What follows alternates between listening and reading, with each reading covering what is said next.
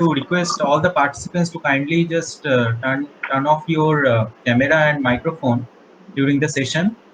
Actually, after the session, we'll have the question answer session. So,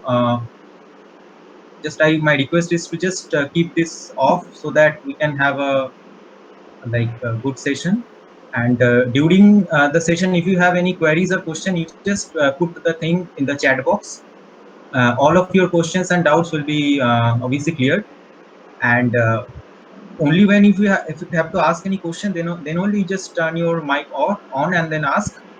Otherwise, I request everyone to just keep them off. And I really appreciate for your all patience. And we are just going to start.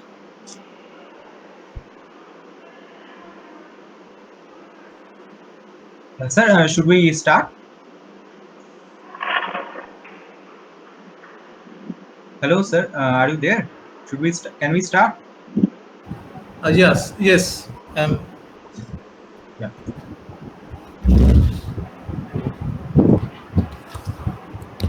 So, good evening to all the participants. Today we are just very thankful to Dr. Tirthankar Dasgupta sir for giving us his valuable time for this IEEE webinar that is organized by IEEE Computer Society Student Branch Chapter IIT Kharagpur on NLP, ML, and deep neural network in mining clinical trials for automatic matching of patients' eligibility criteria.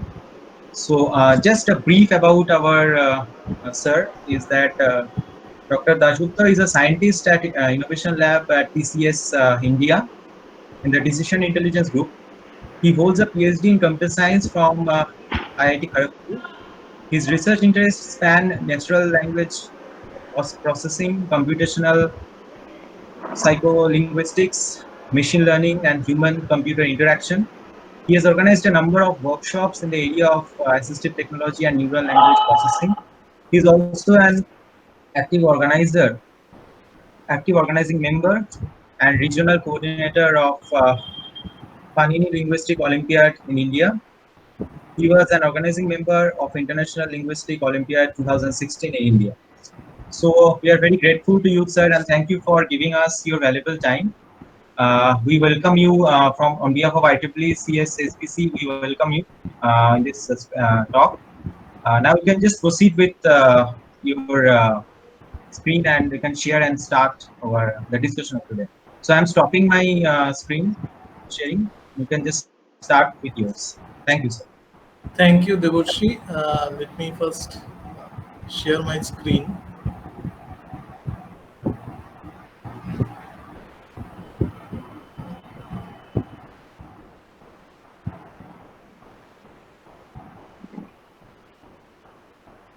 Yeah, I hope you can see my screen. Yes, sir. Yes, sir, it's visible. It's fine. Okay.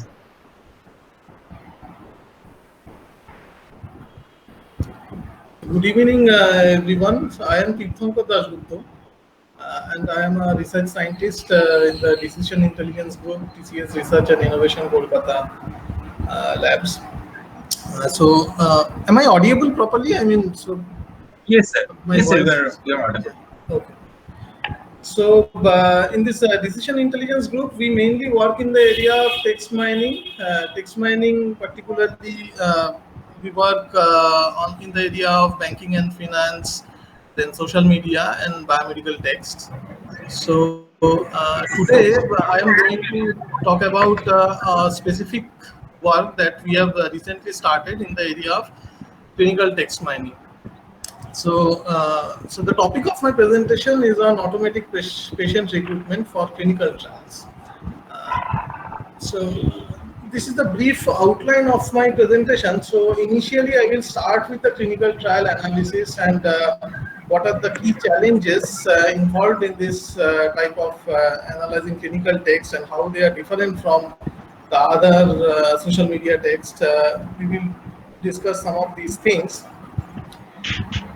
Then we will discuss more on how these type of clinical trials, I mean, what is the actual problem that we are trying to solve and how clinical trials can be processed properly in order to match them with particular required patients. So we will discuss these things in detail.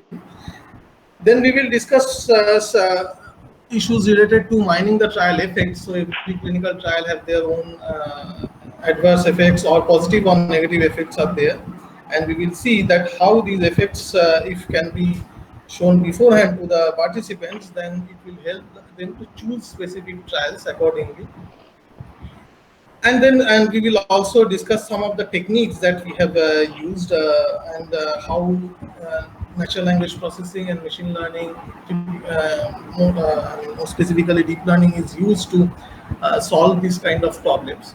But my talk is will be mainly towards, analysis of these issues and what are the different challenges that are there, and it will be less on the technical details that we have done so far. I hope it will you can understand the problem first. So to begin with, clinical trials are essentially the research studies mainly performed by pharmaceutical companies in order to evaluate the efficacy of a particular drug or a surgical or behavioral intervention or some medical process. So in this way, typically pharmaceutical companies try to understand that how a new innovated drug or is applicable or how effective these drugs are for a particular disease. In some of the cases, there is no such new drugs available, but they can use some new type of innovative way of behavioral interventions, or maybe there are certain new kind of medical treatment procedures that they want to try and test over the patients in order to see their efficacy. Hi, Deepakar. I guess your screen sharing has been paused. Can you reshare once again? So I can see the screen is shared. So let me stop sharing and I'm sharing it once again. So can you just stop and restart, because it's stopped actually for us.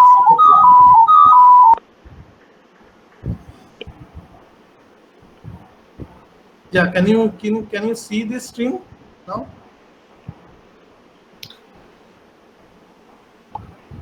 No. Let me. No. So you need to start sharing. Yes. Now it is visible. Yes.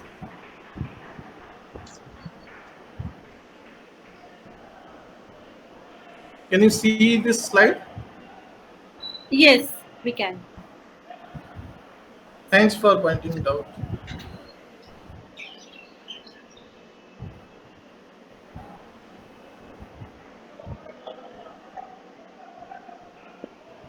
Yeah, please let me know. If the screen share stops once again, and then I have to check something else. Okay, so as we were discussing, that clinical trials are essentially research studies that aims to evaluate the performance of a particular drug or with respect to some particular given disease. Now you can see, this is the website of the United States National Library of Medicine, clinicaltrial.gov. This particular website catalogs all the different type of clinical trials that has been conducted over the past few decades, and they, very meticulously maintain these type of records. Some of the trials were already over, some of the trials they are still continuing. Some of the trials which are presently recruiting. So every bit of details are mentioned in this particular website, and most of the works that I will discuss here, the data sets have been collected from this particular site. The data is open, and anybody can call and download the data, and they can work for their research purpose. And secondly, we started this work from the TREC 2018 Data Science Challenge, where they have released some of these data, having some annotations and these things.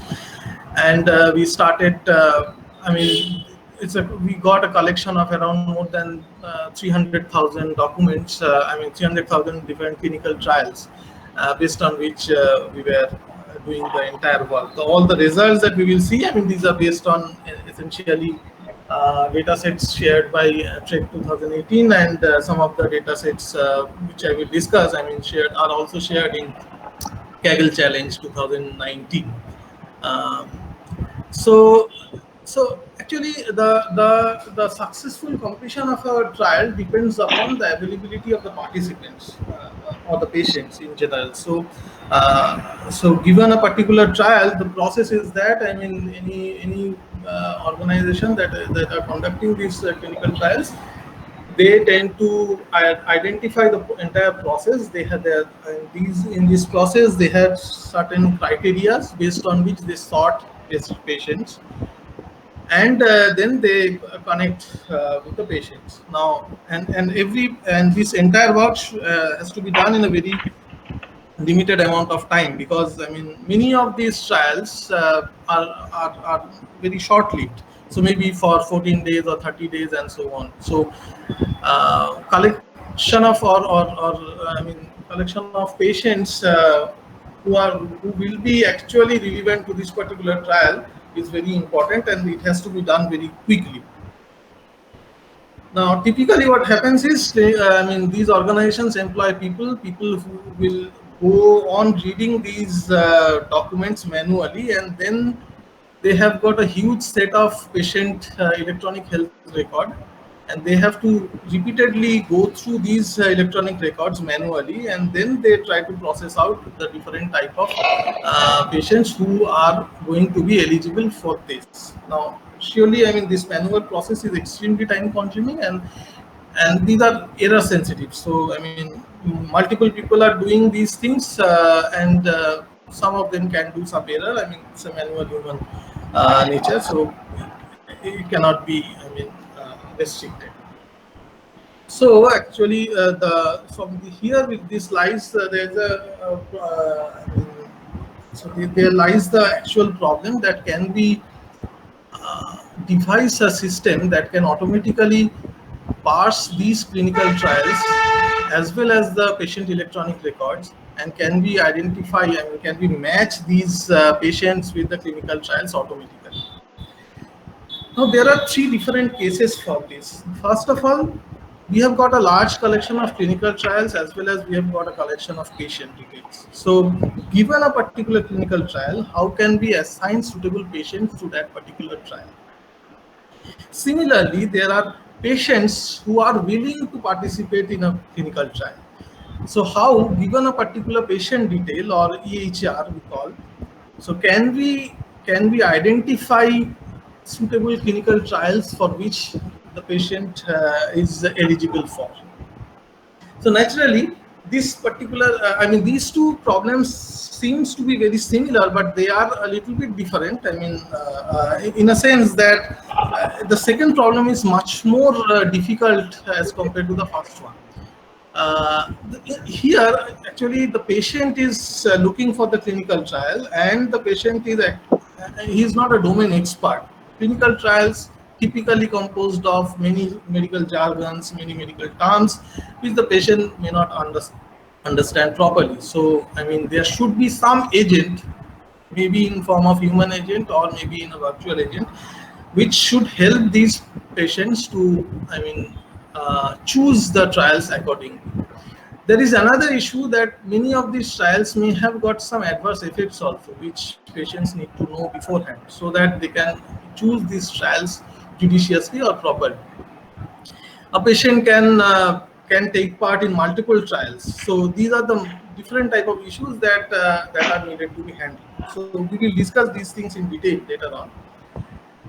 So as a result of which, I mean, one of the solution is we can devise a search engine for, I mean, particularly it's meant for the patients, where, I mean, people can search for different type of clinical trials. So here, for example, we can have a search engine. We can see a search engine search query like cancer trials that accept 54 years old HIV positive male patient.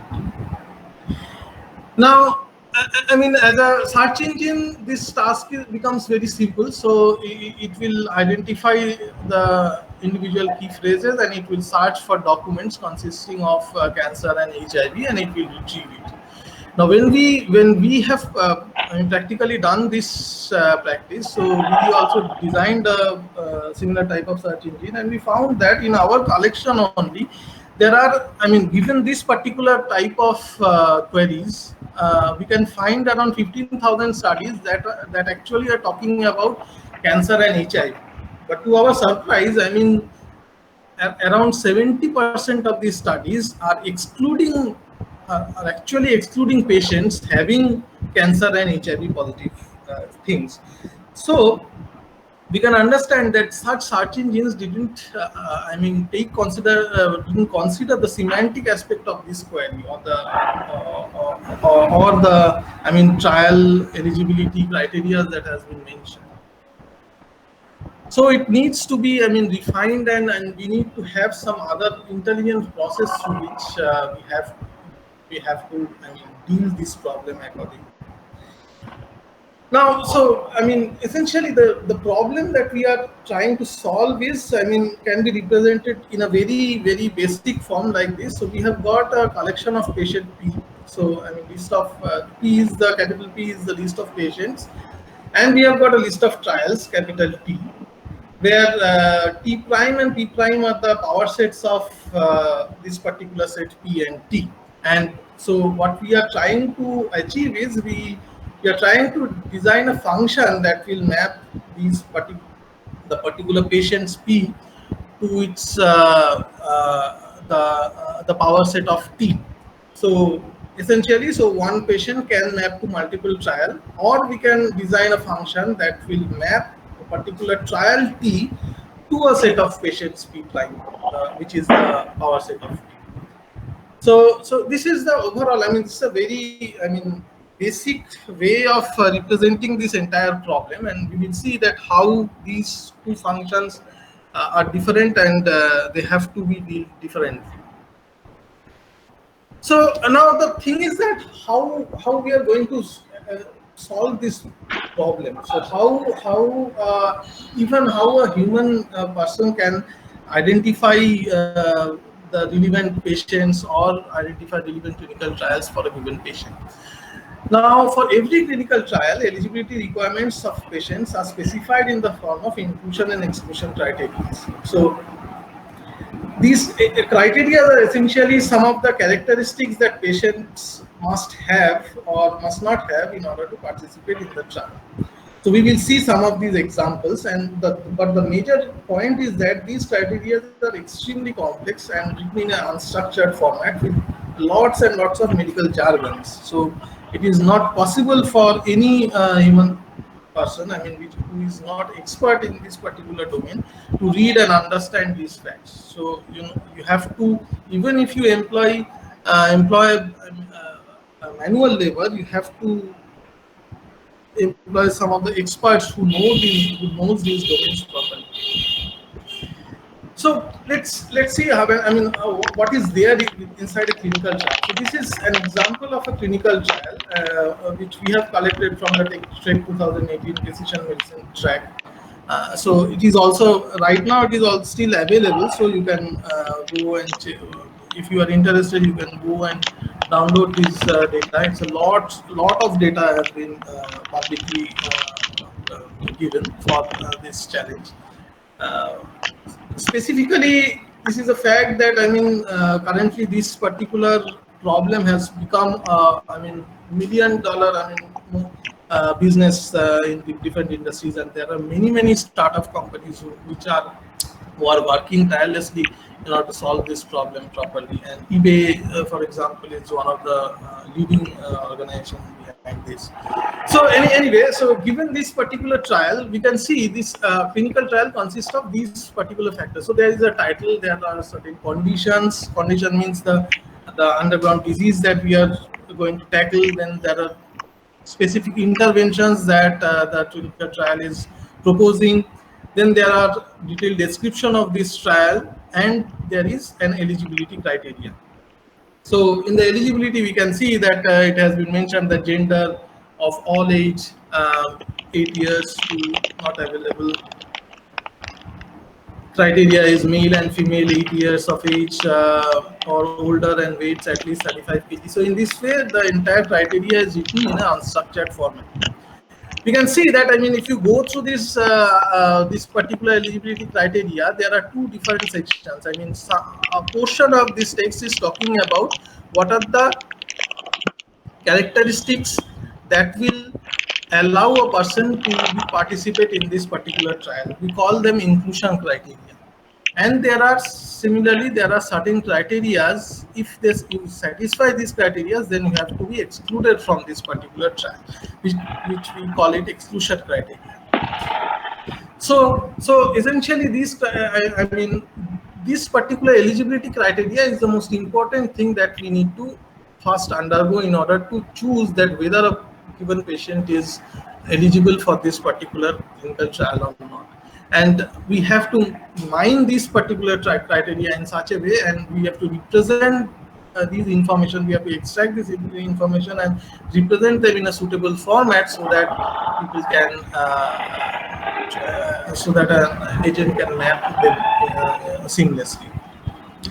So, I mean, not all criteria are written in this particular format. There are some criteria which are written in like this way, I mean, which is to some extent semi-structured. So, I mean, there are specific headlines for inclusion criteria, and under this there are certain criteria mentioned. There are exclusion criteria specifically which has been mentioned in a bulleted format. And extracting these inclusion and exclusion criteria from this type of formats are a little bit easier, if not impossible, but as compared to the structures which I have presented before, I mean, which are much more difficult in order to extract these information. Another thing you will notice from given any particular criteria, there are, I mean, these criteria are of different kinds. So we have seen that age is one of the criteria, I mean, for many different type of clinical trials. Then there are many other criteria are also there. Maybe these are presented in terms of whether the patient has got hypertension, what are the other I mean, clinical backgrounds of what are the different histories of the patients, clinical histories of this patient, what are the lifestyles. So if you go through this particular aspect, I mean, this particular trial, you will see, I mean, there are different type of criteria which have been mentioned. We call them as eligibility aspects. So we can see that total bilirubin is less than equals to 1.5 mg, history of anemia, pregnant woman of stage 3, intake of alcohol, then serum ALAT and serum ASAT should be greater than 5x the upper limit. So these are the different type of, I mean, these criteria are of different types, and people have classified already, I mean, categorized these criteria into 5 different classes. So criteria can talk about health status, criteria can talk about lab test results, criteria may talk about some treatment status, lifestyle, demography, and so on. So there are essentially 5 different type of criteria which we need to understand. So this is the second stage of our problem, where in order first we need to identify the actual inclusion and exclusion criteria, and from there we have to understand that what the actually criteria are talking about, which is more towards a semantic level. And after that, once we identify these important information, then the last stage of matching comes. So now, given a patient history or the patient EHR, which you can see in the left hand side, and the different criteria which have been, where all these things have been segmented properly and extracted, all these informations are extracted properly, then the next stage comes of patient matching. So now this patient matching, you can see, I mean, it is again a very non-trivial problem, where we can see, I mean, there are many other factors. So say for example, in the left hand side, I mean this particular EHR, this is one patient and this is patient, and this is another patient category. So you can see, I mean, there are many factors which needs to be resolved properly. So I will give you an example. Say the same criteria is there. First of all, we have to resolve issues like these things: hypertensive patients with the phrase like history of hypertension. So our system need to understand automatically that history of hypertension and hypertensive patients is the same thing. More challenging aspects of resolutions comes in this particular area, like early pregnancy and pregnant women of stage 3. So we can see that, I mean, system needs to understand that pregnant woman of stage 3 is not actually an early pregnancy. So it is a late pregnancy, or I mean, pregnancy at a later, I mean, which is a much more mature state.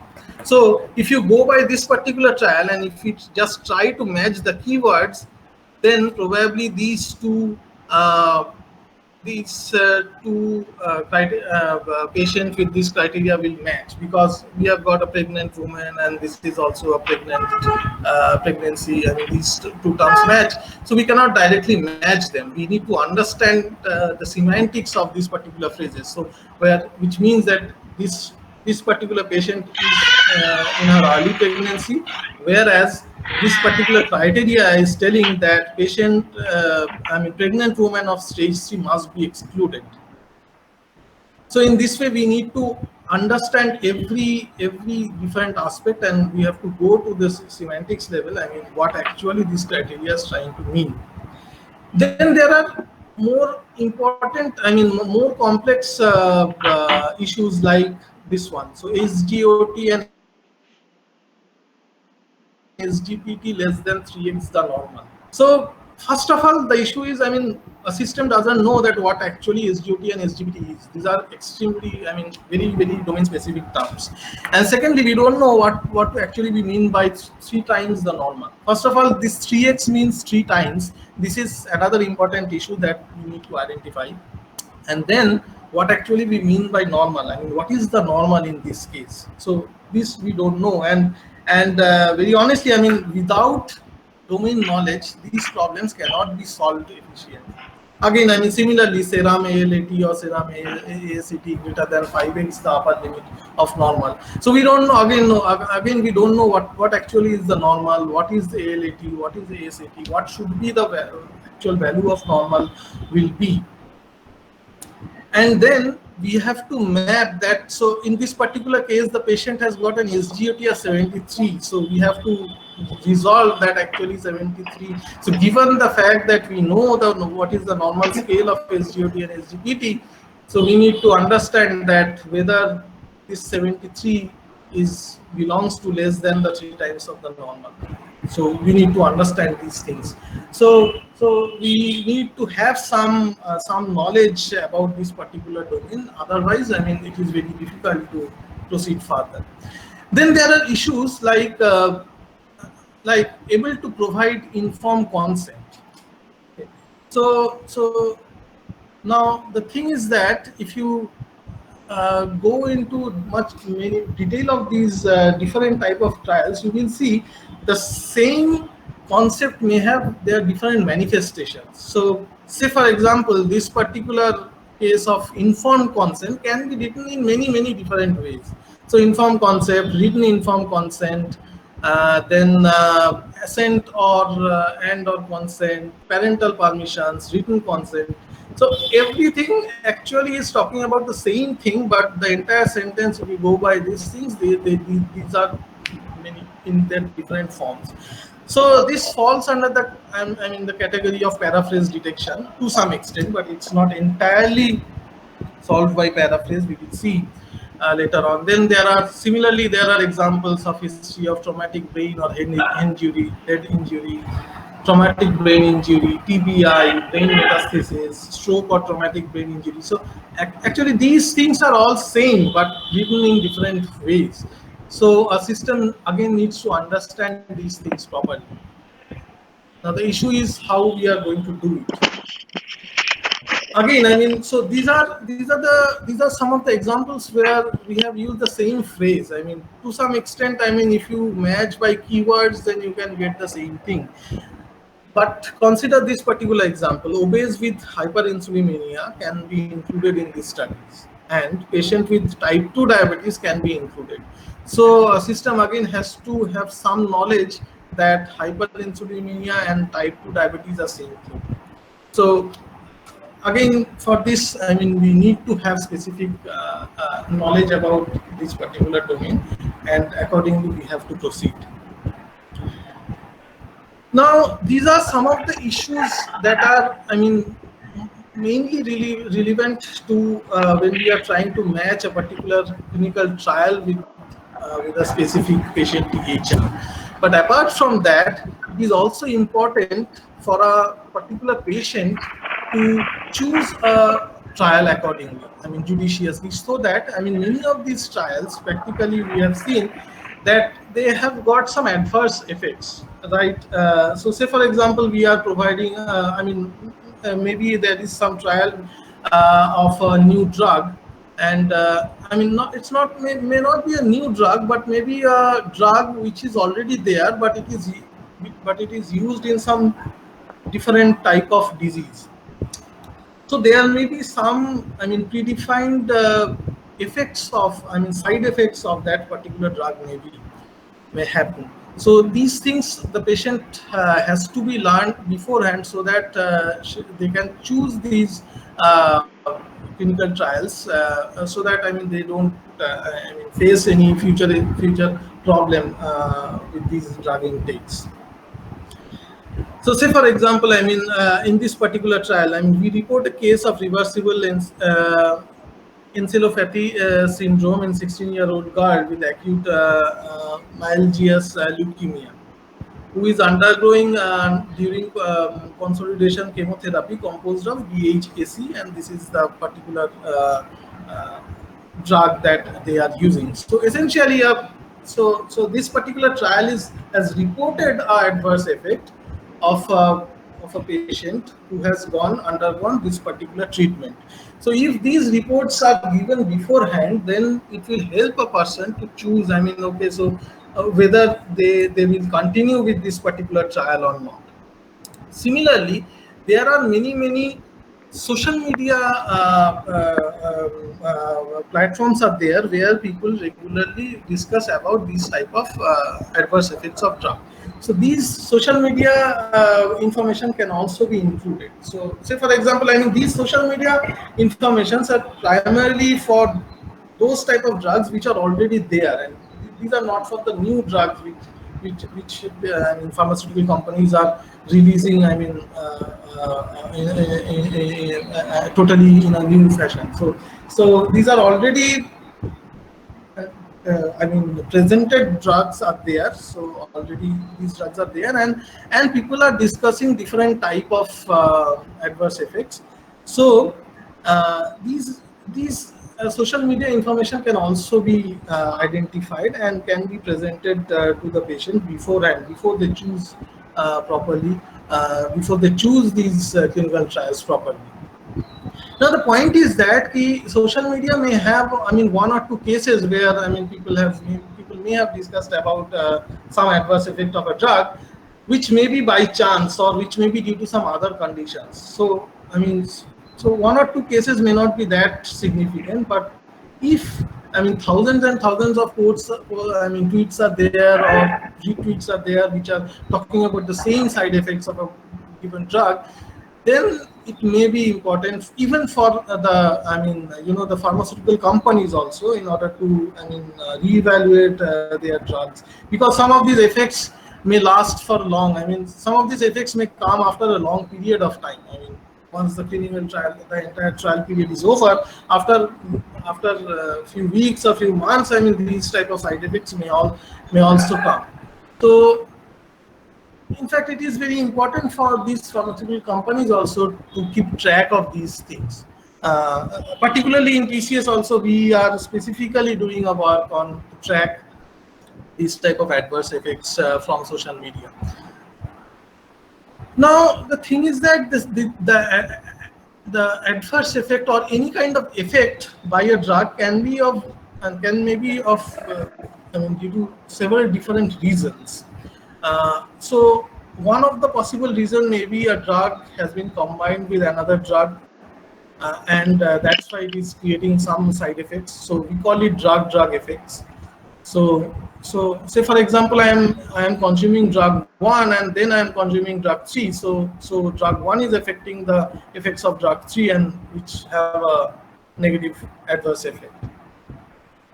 Effects can also be due to dosage. So maybe the proper dosage of the drug is not there, and that's why there is some adverse effect has been observed. Effects can also be due to some certain preconditions. So for a particular patient suffering with cancer cannot take certain drugs properly. So say for example, some liver damage or liver cancer patients are not advised to take paracetamol in a specific form. So these type of preconditions can also affect certain, can create some adverse effects. And also, some of these drugs can have some positive effects also. So we call it, we don't call it an adverse effect, but we call it drug-related effects. Hello, is there any question? Okay. So essentially, we can have different type of effects. Can be positive or it can be negative, and so on.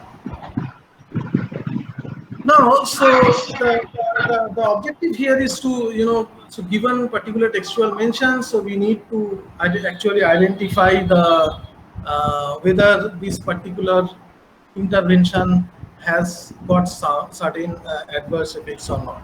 But the question is how we can identify those things. So we call this process as causality, and so essentially we try to identify some causal relations between these drugs and their side effects.